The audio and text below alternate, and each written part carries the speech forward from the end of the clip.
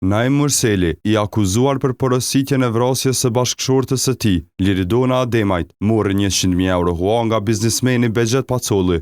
Kjo konfirmua të mërkurën në gjykatën themelore në Prishtinë, ku gjatë seancës u paraqit edhe kontrata që dëshmonte këtë marrëveshje.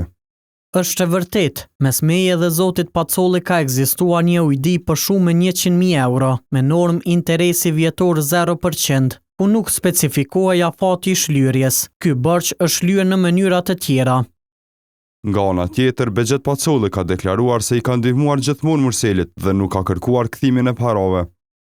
Nuk e kam kërkuar atë bërë çfarë, me sa mbaj mend, ka mbetur si obligim që nga koha kur ai bleu një lokal në Suedi. Murseli po ashtu pohoi se ka kërkuar të komunikojë me Pacollin gjatë kohës që po shndron në paraburgim. Megjithatë, kjo kërkesë është refuzuar nga gjykata me arsyetimin se ligji nuk e lejon takimin me këtë kategori personash. Lidhur me këtë, Pacolli tha se nuk ishte në dijeni për kërkesën, por u shpreh i gatshëm të përgjigjet organeve të drejtësisë.